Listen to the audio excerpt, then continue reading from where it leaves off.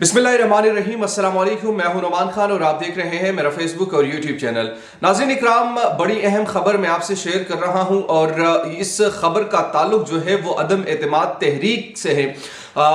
जो इस वक्त सिचुएशन चल रही है, मुल्क अफरा तफरी की तरफ जा रहा है और इस वक्त जो मुतज़ाद खबरें हमारे सामने आ रही हैं, उन खबरों में ये कहा जा रहा है कि एक नया फार्मूला तय हो चुका है और वो बिटवीन गवर्नमेंट एंड अपोजिशन के माबेन हो चुका है।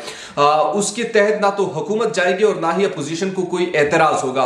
उस फार्मूले की डिटेल हम आपसे शेयर करेंगे और इसके साथ साथ उसकी वजह क्या है, ये फार्मूला किस तरीके से हुआ। शेख रशीद साहब ने आज जो प्रेस कॉन्फ्रेंस की, उस प्रेस कॉन्फ्रेंस में उन्होंने बड़ी इंपॉर्टेंट बात यह की कि आज के बाद खुशियों की खबरें आपको सुनाई देगी। आपको कोई गम वाली खबर हुकूमत की तरफ से नहीं होगी बल्कि सारी खुशियों की खबरें होगी और वो बड़े पुरुमीद नजर आए। तीसरी तरफ वजीर आजम इमरान खान का एक अहम पैगाम भी जारी हुआ 27 मार्च के हवाले से और चौथी तरफ आज सुप्रीम कोर्ट में हेयरिंग होनी है। तो बड़ा इंपॉर्टेंट डे है और बहुत ही इंपॉर्टेंट डेवलपमेंट्स होनी है आज के दिन में। आपने हमारे साथ रहना है और लेटेस्ट अपडेट हासिल करने के लिए आप हमारे यूट्यूब चैनल को सब्सक्राइब कीजिए और बेल आइकन को जरूर प्रेस कीजिए ताकि नई आने वाली और लेटेस्ट अपडेट से आप बाखबर रहे। इसके साथ साथ अगर आप कोई अपनी कोई आरा देना चाहते हैं या आप कोई सजेशन देना चाहते हैं तो कमेंट बॉक्स आपके लिए हाजिर है। आप वहां पर हमें अपने आरा से भी आगाह कर सकते हैं। यकीनन ये हमारे लिए बेहतरी का बायस बनेगा। नाज़रीन इकराम, आगाज करते हैं सबसे पहले शेख रशीद की प्रेस कॉन्फ्रेंस से। शेख रशीद ने प्रेस कॉन्फ्रेंस की और उस प्रेस कॉन्फ्रेंस में जो उनका एक और इंतहाई अहम जो जुमला था वो ये था कि आज के बाद आपको खुशियों की खबरें मिलेगी।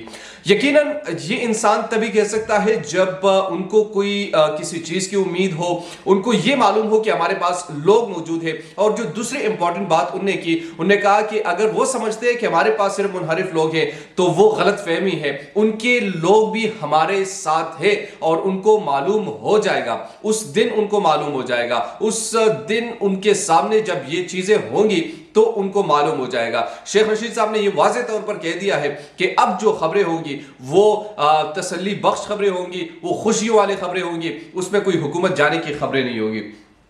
दूसरी तरफ चूंकि अब जो मामलात चल रहे हैं उन मामलात में फार्मूला क्या तय हुआ है उस पर आते हैं, लेकिन इससे पहले वजीर आजम इमरान खान का जो आज कौम को एक पैगाम था, उस पैगाम में उन्होंने कहा है कि आपने निकलना है और उसकी वजह और दलील उन्होंने ये पेश की कि चूंकि ये जंग बुराई और अच्छाई के माबेन है, अमर बिल मारूफ नही अनिल मुनकर के माबेन है। आपने करप्ट टोलों का साथ देना है या आपने एक ईमानदार शख्स का साथ देना है, आपने आजमाए हुए कारतूस का साथ देना है या फिर जो चोरों का टोला इकट्ठा हो चुका है इनका साथ देना है। यही बातें उन्होंने की और कहा कि 27 को आप लोगों ने साबित करना है और मुझे कौम से उम्मीद है कि मुझे मायूस नहीं करेगी और ये कौम इंशाअल्लाह हमारे साथ निकलेगी। वजीर आजम इमरान खान के बकौल ने कहा कि कौम में अब भी कुछ लोग ऐसे मौजूद हैं जो कि अच्छाई को चाहते हैं और बुराई को बेनकाब करते हैं, तो हम बुराई को बेनकाब करेंगे और अच्छाई का प्रचार करेंगे।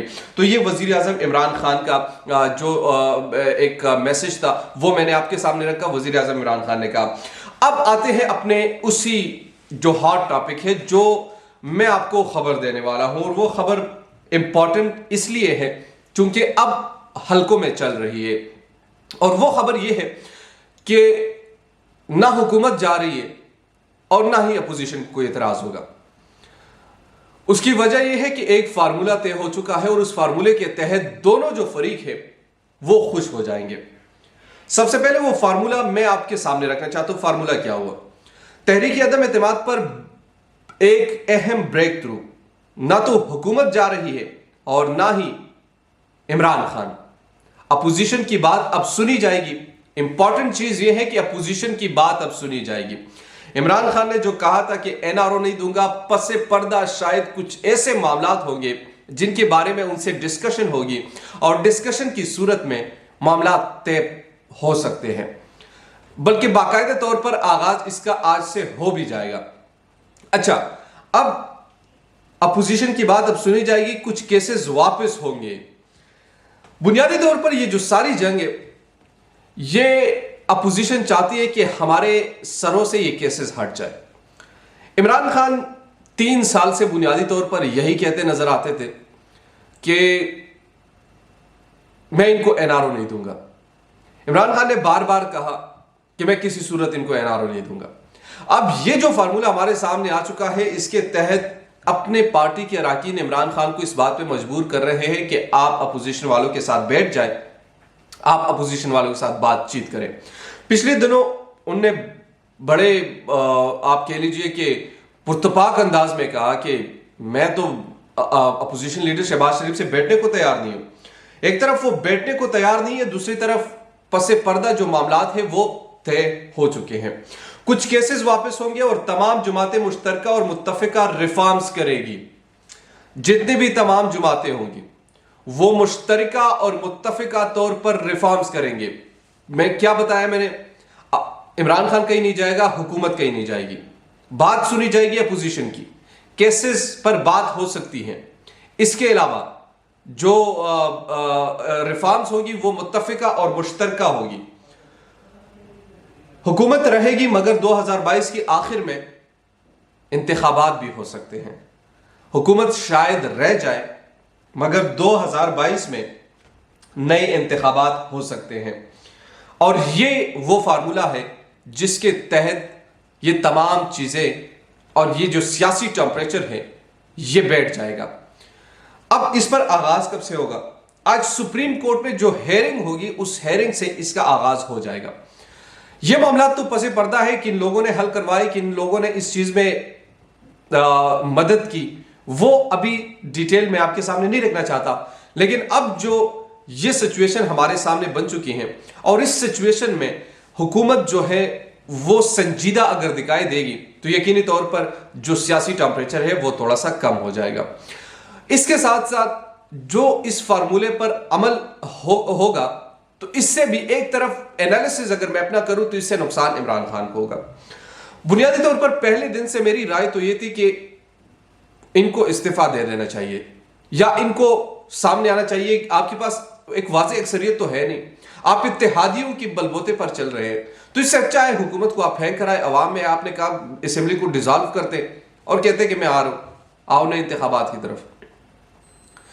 लेकिन वो काम उन्होंने नहीं किया, अब वो कर भी नहीं सकते। अब अदम एतमाद की तहरीक है। आज सुप्रीम कोर्ट की बड़ी इंपॉर्टेंट हेयरिंग होनी है। उस हेयरिंग के बाद 25 को कल इजलास है। इजलास के बाद दुआ होगी, दुआ के बाद मेरे ख्याल में जो इजलास है वो मुलतवी कर दिया जाएगा और फिर 27, 28, 29 को दोबारा इजलास होगा और फिर उसमें वोटिंग होगी।